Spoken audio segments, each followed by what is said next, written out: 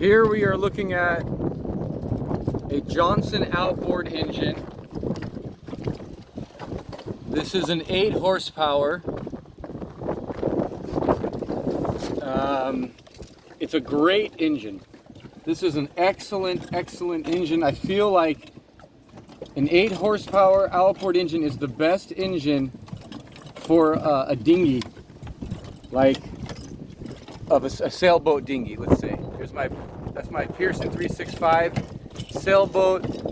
I have an 8-foot dinghy, rigid hull, inflatable, and this is what I use. I had a 15 horsepower Suzuki, which was the lightest in its class. That was a 15 horsepower, which is the same as a 9.9. That's a very popular horsepower, 9.9. And it's the same engine that they use for the 15 horsepower. In fact, all of these outboard engines are within a range of horsepower. This happens to be an 8 horsepower, and it has a sister 7 and a sister 6 horsepower. And I believe this is the best. This is the happy medium from my experience as far as usability. You can handle it. You can manhandle it onto the boat, onto the dinghy, back to the boat. It's got a perfect amount of power. When I had the 15 horsepower, it was a little too heavy to handle it. And then the 15 horsepower itself, it wasn't that useful, because when you have 3 people on an inflatable, you're not planing, period. Unless your inflatable is 15 feet long.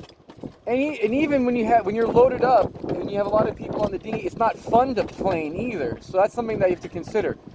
So this, you plane with 2 people, you go real fast. It's a 2-stroke, so you save weight as well in that respect. Another thing I have to mention with all outboards is having an excellent fuel tank. Now everything I just see sun protectors on it, and I just make sure that all my lines, everything is 100% proof, waterproof. You do not want to get waterproof into your gas tank. That is going to ruin any engine, no matter how nice. So put a lot of importance onto your gas tank. Buy a brand new one, get all brand new hoses, and maintain it perfectly, because that is essential to running any engine perfectly. And I got this thing secondhand in Mexico, and it took me a while to get it reliable, but now it is running beautifully. One thing I have to mention to get it running beautifully is that you want to okay, there we go. Here we go. Okay, so what you want to do to make sure it runs perfectly is, number 1, overhaul it, go through everything, make sure everything is perfectly serviced and maintained, clean the heck out of the carburetor, change the spark plugs. Here my spark plugs look like they need to be changed. It's got some corrosion. I don't like to see that. I changed them within the last 3 months, but that's just the nature of the beast. That's in a salty environment. But a real key is this mixture screw right here to maintain that, always keep that in perfect tune. And here's the trick with tuning it. You turn the engine on, and then you screw inwards until the engine boggles, and then you pull it out half a turn.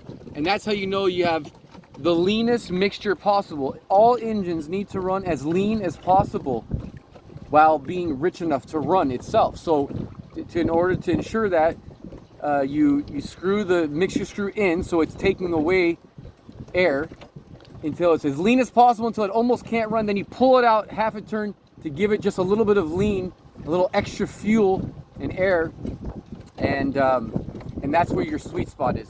And you have to keep on tuning your engine depending on different fuels, different oil, lubricating oil. This is a 2-stroke engine, so you have to mix it 50-1. So every time I change, I notice it, and then sometimes you just got to change it anyways, just because, so just keep. I wouldn't hesitate to keep on continually tuning the mixture screw. But this is a Johnson 8 horsepower. I think it's a wonderful engine. and I'm loving it right now. It starts up pretty easily. Let's see how it goes here. So this is the first time today, this morning. So choke is engaged. It's in neutral, and let's see what happens. I got the throttle on full.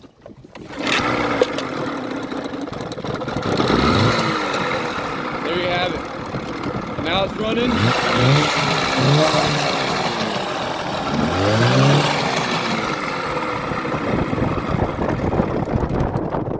Okay, so now that it's already warmed up, if it's well tuned, it should start up without the choke the next time with just a little bit of fuel on the throttle. So let's see if that happens. And that's it.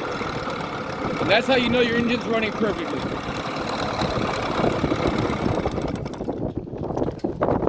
I also remarked that I think the perfect engine, now that having about 6 or 7 of these outboards, I think 8 is the perfect horsepower because of the weight power ratio.